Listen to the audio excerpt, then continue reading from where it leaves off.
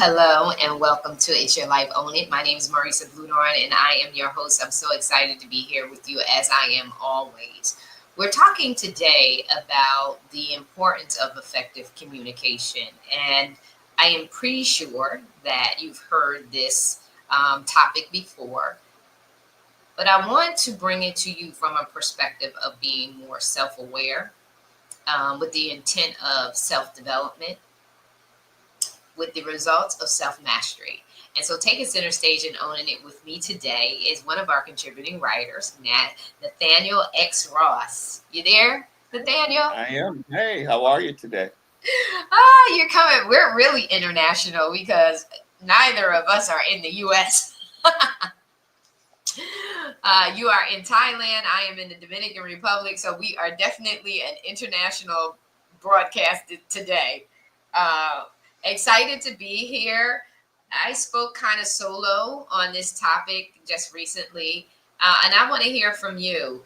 We talk about effective feedback and effective communication, but where really are we with that? And why is it so important for us to become more and more conscious of how effective we are in our communication?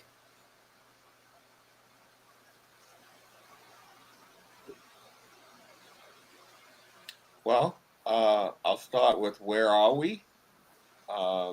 We are um, we're at a we're at a disadvantage right now. Communication is horrible.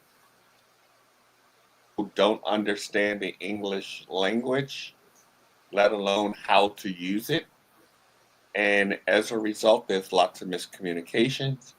Um, and it seems as though, from an international standpoint, and it's very interesting. Most people can speak English better than Americans can speak English, and they understand the breakdown of the English language and how to use verbs, prepositions, etc. You ask a typical American, and they cannot do that for you. But in not being able to speak the language, there's a lot of slang that's used, um, and it creates poor communication, misunderstanding. So I think we're in a horrible position in terms of where we are and our ability to communicate. But from the standpoint of us communicating, it's a two-sided coin. We got to learn how to listen, and most people. Okay, we lost him. We'll wait for him to come back. But he tapped on something that was very interesting for me living abroad in regards to communicating and effective communication, and also to the slang part, because Americans don't only use slang. People in other countries use slang as well, and it is so very important for us to be able to communicate effectively, whether it's in one language or the other. The one thing that I know, and now we're just never conscious of, is the importance of speaking multiple languages. Nathaniel really tapped in on being in another country and them knowing English.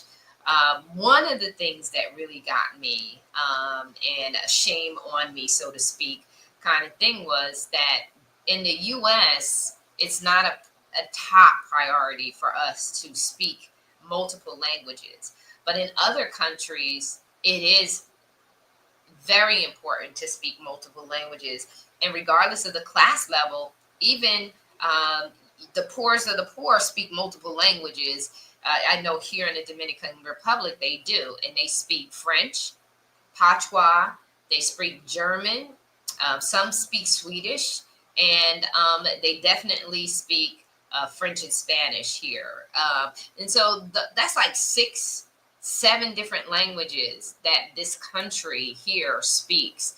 And in the U.S., we're not pushed to make that a priority to speak multiple language on the everyday level. And so I'm going to bring Nathaniel came back, but I wanted to share my 2 cents in regards to that as we're on this topic.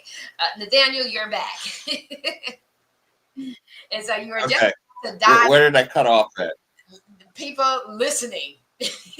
See, I was listening. Yeah. Okay, people don't listen, and it's a two-sided coin, right? And when people speak, uh, most people are trying to anticipate what they're going to say and answer and have a comeback, as opposed to just waiting and hearing what's being said. So we're only using one side of the coin where everybody's trying to convey their side without listening to the other side. So I mean, we're struggling in terms of communication, and we have there's so many wars going on around the world right now, and they're going on because people can't sit down with each other. It- and that's if you can listen without getting emotional, let the person say what they have to say, then you say what you have to say, and not going into the conversation with the intent of or convincing somebody of something. Share your point of view, accept their point of view. You don't have to agree with it, but at least hear what their point of view is. And they need to hear what your point of view is. And there may be some changing at the end of the conversation or during the conversation. Communication is not really happening. Yeah, yeah. You said something that was very, very important. It's the art of listening in communication. We look at effective communication always as an output, right? Not as an input. Receiving information, receiving communication. And it's so important for us. But that comes from a level of maturity, right? And groundedness and knowing themselves and being comfortable with yourself enough to allow people the space to be comfortable with themselves. And I think that that also stems from, you know, that quiet time.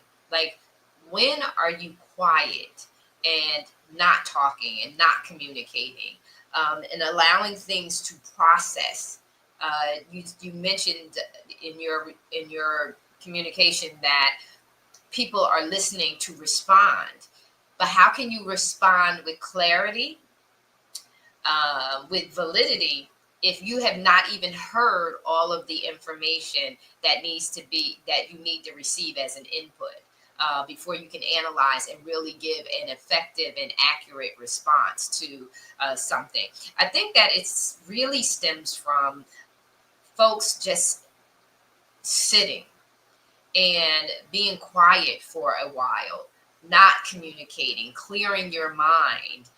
We don't do a lot of that. We're just running and we're just on impulse and we're responsive and we're reactive rather than being proactive and sitting still. One of the top reasons why it's important for leaders, for individuals who are conscious of themselves as well as leading teams, etc.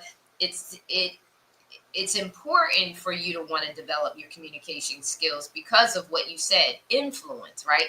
Influence requires clarity and connection. You can't connect with someone if you're talking at them. You can't speak clearly and effectively if you don't yourself have clarity in your own agenda.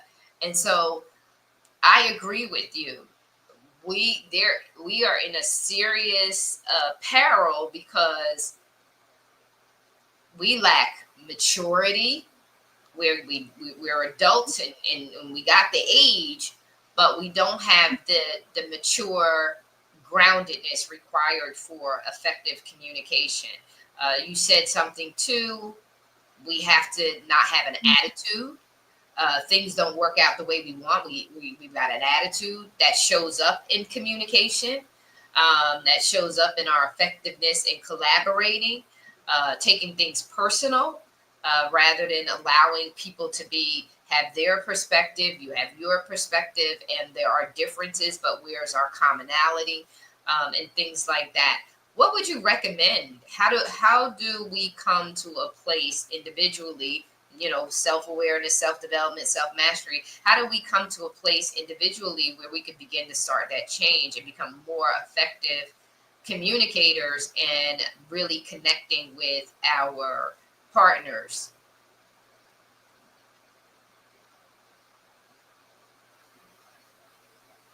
So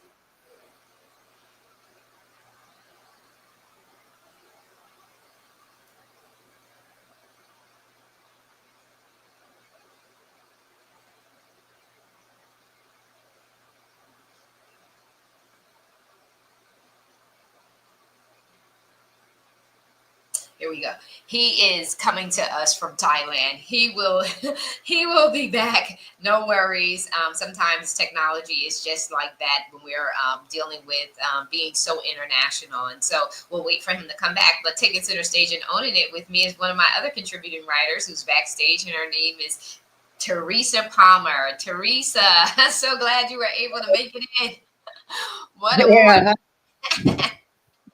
uh, I just saw the message, so I thought I'd give it a try Yeah. and see if it was still going on or if I had missed it.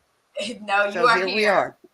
Uh-huh. And Nathaniel is having a little bit of connection challenges. So he has been coming in and going out. And Oh, so okay. he just exited out and you came in. And so we're Uh, talking about effective communication. And with you being in the healthcare industry, talk about why that's so important. Like doctors talking to patients, patients talking to their doctors and their caregivers and et cetera. Why it's so important for us to be effective in our communication and be conscious. yeah, it's really, I think the main thing is number one, we have to be clear because sometimes we talk too much. We use too many words, and words are really are part of our power because what we say has power. And if it gets lost in a lot of what I call fluff, then we don't hear the message. So, especially in healthcare, it's important to be clear, to say, you know, X, Y, and Z, and not to go into a lot of tangents, because I think sometimes when we talk, we go into a lot of tangents, we get off the original subject, and all we do is confuse people. And then, with that said, it's important for us to also listen, that we need to be good listeners, to really follow the conversation, to really hear what the other person is saying, or I should say, listen to what the other person is saying, because a lot of times we're already preparing what we want to say.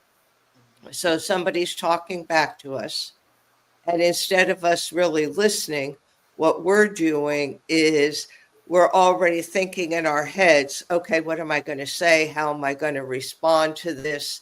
And it doesn't work out well that way.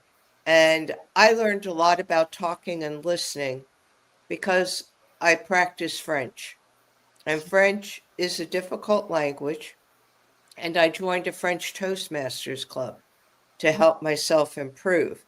Now, you want to talk about a challenge to try to speak without rattling in my head what I'm going to say, and then to listen so that I could give feedback to somebody, either with a speech or the impromptu table topics.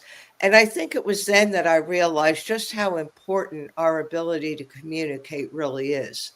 Because I have to say, there were times I didn't understand what I was listening to, and I would try to figure it out in my head. And then by the time I gave a response, it didn't do justice to what the person was saying. So I think it's really important for us to really choose our words carefully, to not go over in our head a million times what we're going to say and how we're going to say it, to really be ourselves, and then to listen to what the other person is telling us. Yeah, I think that you just nailed that.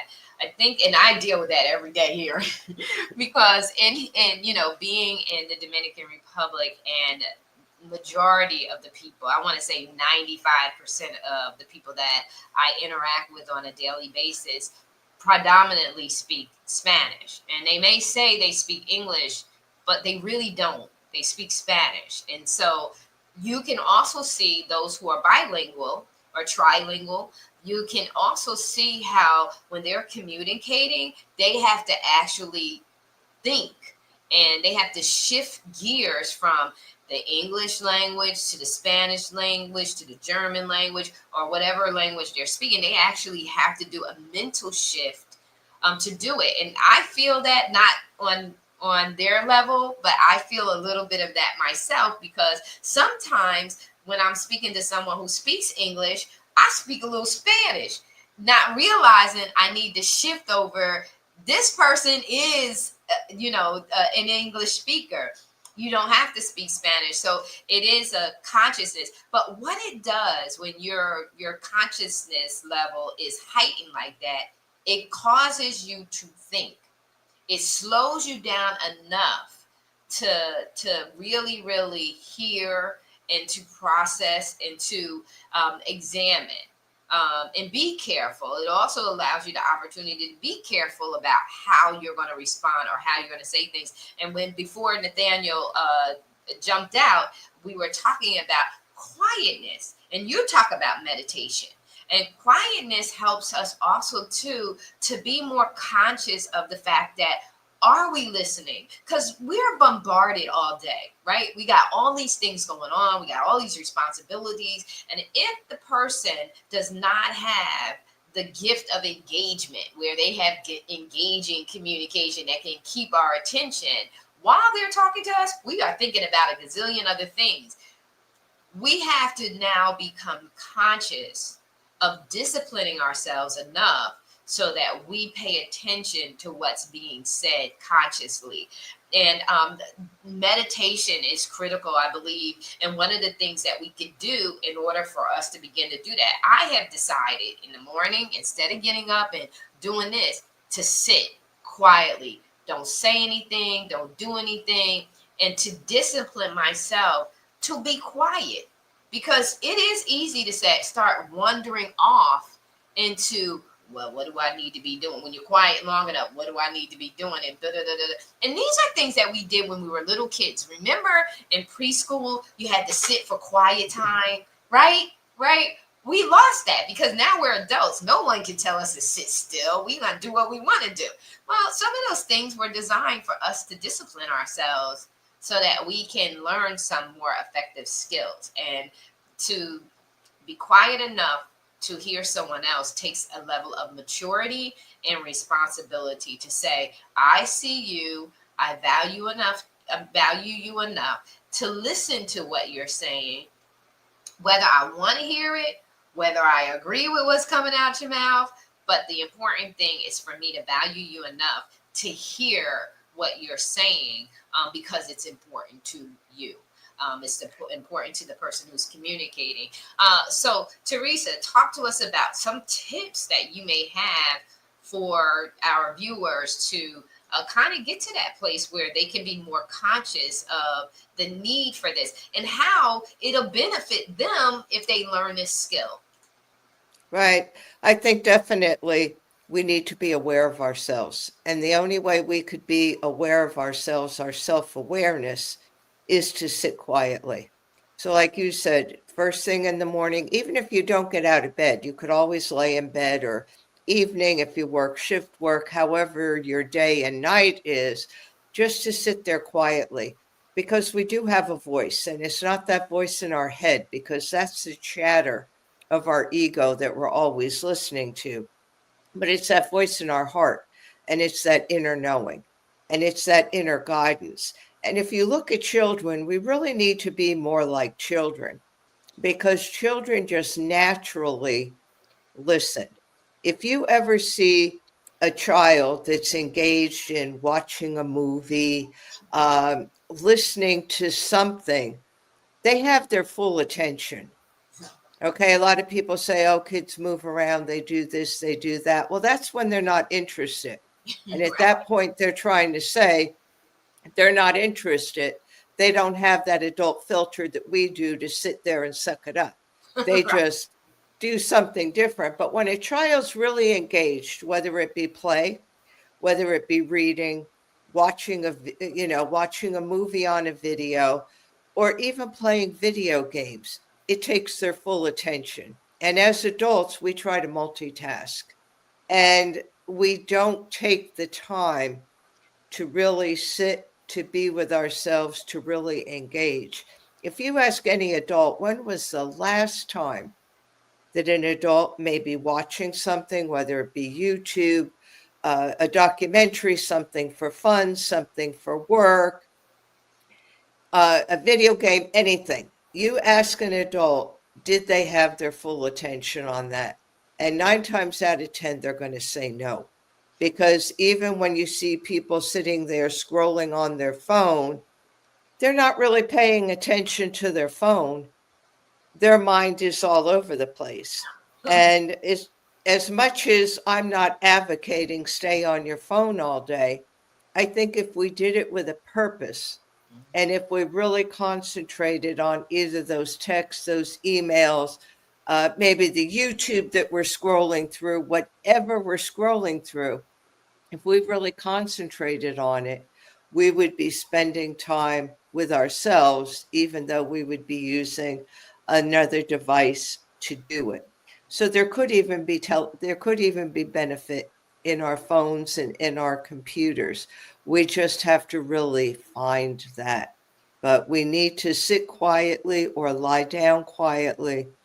We need to not constantly have that chatter in our head, and to go beyond that chatter, to really see what's underneath and to really listen to the other person. We have no tolerance, and we're kind of socially conditioned now not to be tolerant. And if you look at around the world, everything that's going on, whether it be politically, ecologically, it doesn't matter. We're taught that our way is the way, and if we don't agree with that way, we're no good, and nobody wants to listen. But if we could all sit back and listen and hear and take in what's going on, we would have a better world, because we would realize that there's validity in what other people are saying, or that we may realize that, heck, I don't agree with what that person's saying, but they brought out a good point. Right. Maybe I could use some of that in how I'm thinking. But right away, we're quick to shut people off. We're quick to cut people off, and then we're very quick to criticize them for what they are thinking and what they are presenting. And it's a shame that children are growing up like that, because a lot of them don't want to speak up in school. A lot of them now are lacking self-confidence because we're training children and we're socializing children to think that they don't count, that their voice doesn't count. Why listen? This is the opinion. This is what we have to go with. And it's a shame that we're doing that to our children. We're not allowing them to have that voice within their heart that comes so naturally to them. And we need to get back to that. Wow, that is another show. We need to have you on BTG for that, because you nailed it. You nailed it. We're conditioning them to have high level anxiety. They're worried about a lot of things that they should not be worried about, their kids. And also too, it just gets back to that whole thing where you talk about in regards to caring and having respect for differences. I mean, we can learn so much from one another. And then also too, be blessed by the experience of someone else's perspective. Seeing it from a different angle. You know, if you look at a room one way, it looks one way. If you look at it from a different angle, you see different things, and you can value those differences. And so it's so important for us to be open. You know, we talk about a growth mindset. You need to be open to learning and to experiencing things from a different way. I'm just so thankful that when I started my career very early on, working for corporate and working on the R&D side, so research and development is diversified. It's like the blah blah blah of diversity, because you have scientists coming from all over the world, all different parts, all different angles. And I was privileged enough to be exposed to just the culinary of it all, like the foods. So, you know, because if you had this group coming in, you ordered Indian food, or you ordered Italian, you ordered just different foods, Thai food, whether, so I was able to really be open to multi-cultures very early on in my life. And I'm thankful for that because I can live in a different country because of that. Being able to enjoy and embrace diversity. And so effective communication can open the doors to experiences in life you never dreamed possible. Respect for others can open doors of elevation that you never thought possible when you just take the time. Not shunning someone and having empathy and compassion can just, again, open doors for you that you never thought you would walk through. It's so important for us to be listeners. Okay, so I'm going to give this example and then close out talking about the healthcare industry. I remember when I was pregnant with my youngest daughter, and I kept having Braxton Hicks contractions. I probably wasn't drinking enough water or whatever. And I kept having to go to the hospital because Braxton Hicks contractions really make you feel like you're ready to deliver. And I remember I was scheduled for my normal prenatal visit to the doctor, and I was close to term. And I remember having the Braxton Hicks contractions and all of that. That morning, I was taking a shower, and I just felt like a release that wasn't normal, so to speak. And I was able to, without going into detail, capture the fluid that came from one of those releases. And I go to my doctor, and we're just having I have it in my bag with me. I done cleaned it up. It's nice and clean. Got that container with me. And I went to my doctor's and was talking to him. And it's Dr. Verdoni. And Dr. Verdoni reminded me of Jerry Lewis. Dr. Verdoni was what we call top small, bottom heavy. I love Dr. Verdoni. He was my doctor.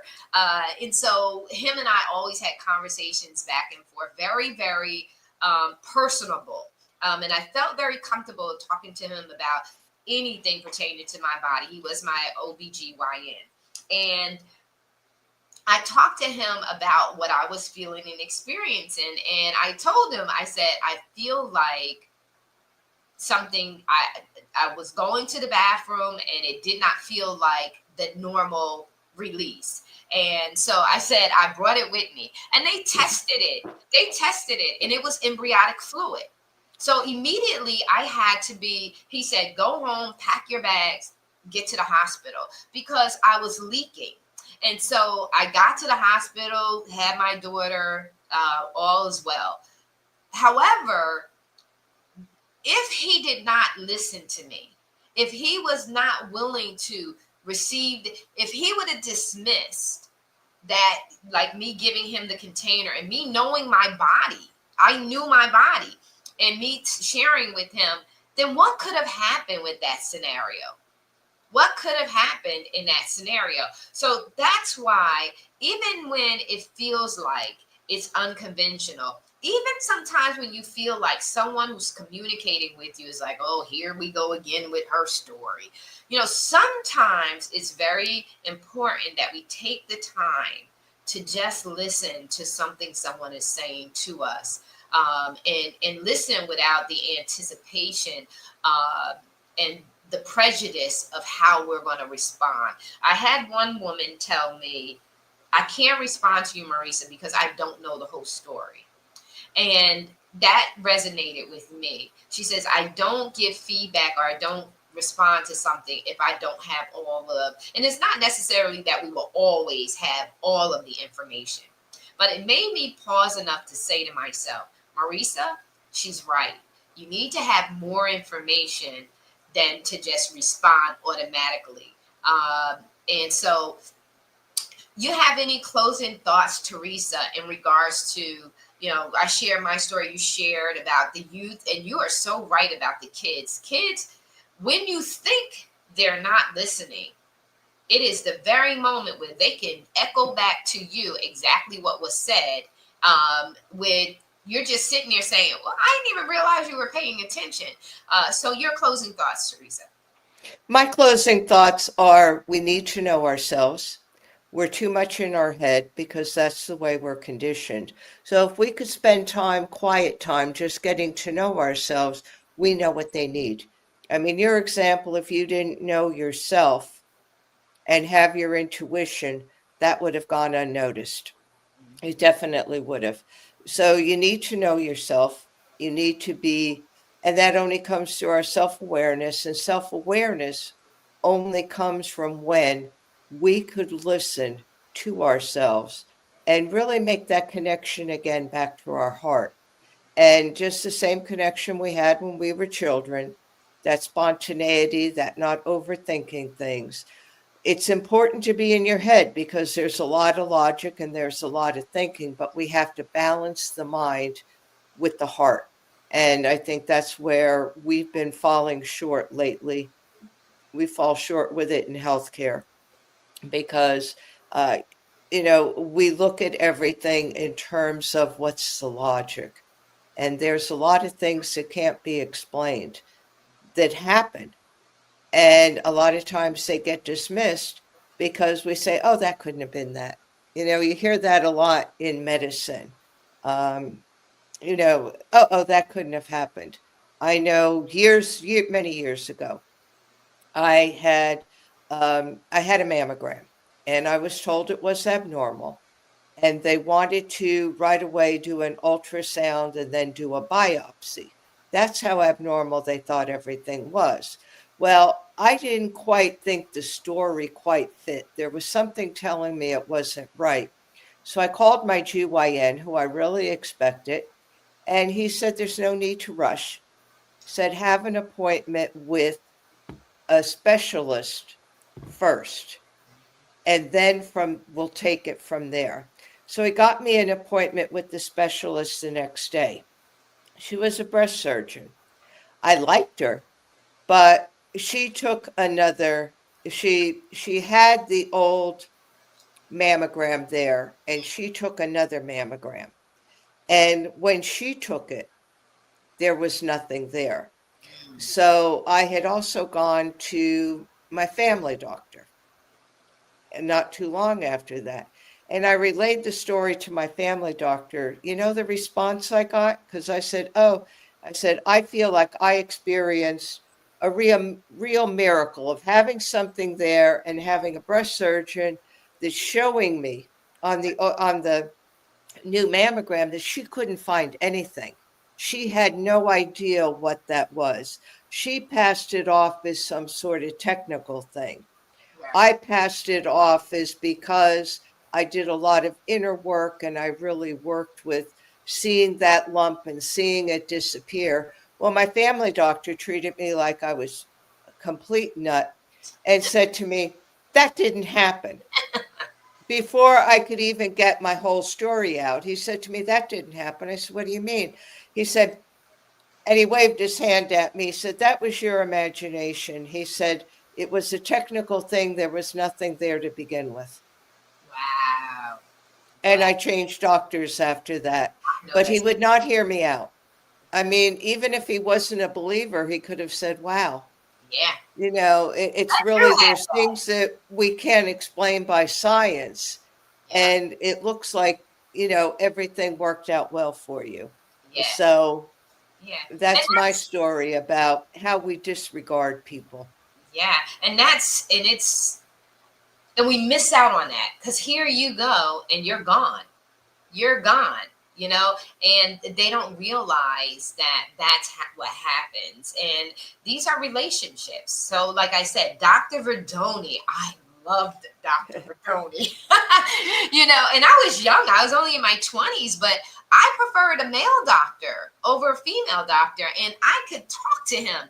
And that's communication, and that's the benefits and beauty that comes when someone says, hey, no, I don't see it that way, but wow, you saw it that way. You got your miracle. Allow people to be different and be okay with them being different.